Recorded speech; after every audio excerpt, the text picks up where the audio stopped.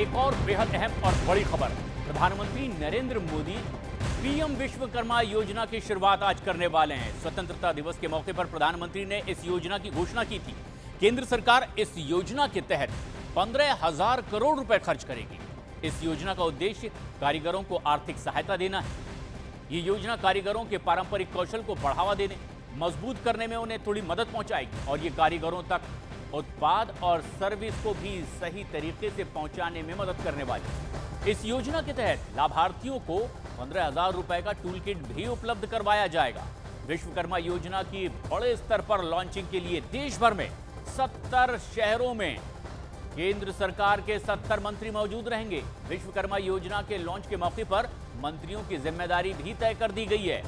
देश के 70 शहरों में इन 70 मंत्रियों की मौजूदगी और प्रधानमंत्री नरेंद्र मोदी के जन्मदिन के मौके पर शिल्पकारों के लिए इस तरह की एक बड़ी योजना सरकार की ओर से।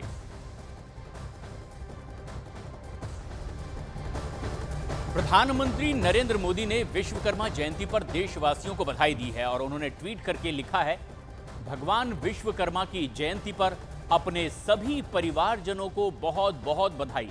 इस अवसर पर अपनी लगन, प्रतिभा और परिश्रम से समाज में नवनिर्माण को आगे ले जाने वाले सभी शिल्पकारों और रचनाकारों का हृदय से वंदन करता हूं। प्रधानमंत्री नरेंद्र मोदी ने ट्वीट करके विश्वकर्मा जयंती पर तमाम कारीगरों को बधाई दी है और प्रधानमंत्री ने आज अपने जन्मदिन के मौके पर एक अहम योजना को लॉन्च करने की भी बात कही है और आज विश्वकर्मा जयंती के मौके पर इसका शुभारंभ, लेकिन ट्वीट करके उन्होंने देश के उन तमाम कारीगरों को बधाई दी है, उन शिल्पकारों को बधाई दी है जो लगातार अपने कौशल से, अपने परिश्रम से, अपनी कला से नवनिर्माण करते हैं।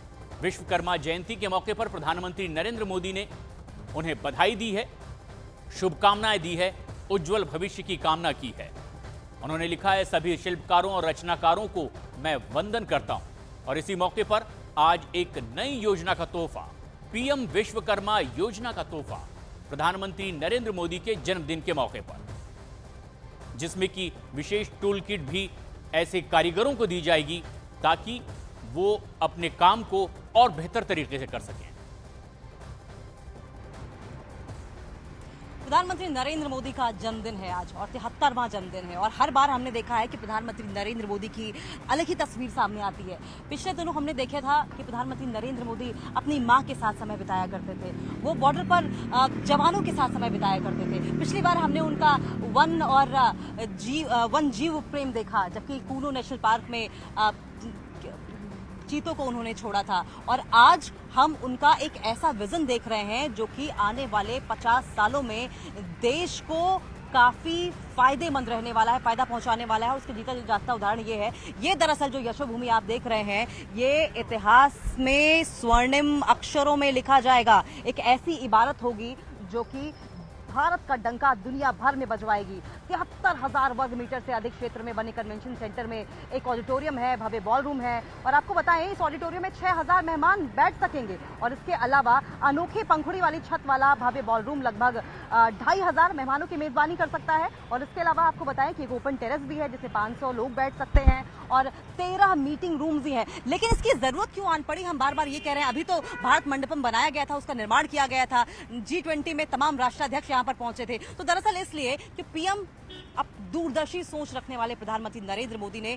यह तय किया कि जब हम यशोभूमि का निर्माण करेंगे तो एक ऐसे क्षेत्र में निर्माण करेंगे जहां पर और ज्यादा अधिक क्षमता में राष्ट्राध्यक्षों और तमाम प्रतिनिधियों को यहां बुलाया जा सके और साथ साथ हाईटेक फैसिलिटी हो, लोगों को डिस्टर्ब भी ना किया जाए, ट्रैफिक रूट भी प्रभावित ना हो, कनेक्टिविटी भी बनी रहे क्योंकि यहां से मेट्रो रूट ठीक सामने है। इसके अलावा हाईवेज यहां से निकल रहे हैं और अगर इंदिरा गांधी इंटरनेशनल एयरपोर्ट की बात करें तो वहां से भी इसकी दूरी काफी कम है और आज PM Narendra Modi sector 21 metro station यानी कि ब्लू लाइन का विस्तार करेंगे और सेक्टर 25 तक ये विस्तार होगा।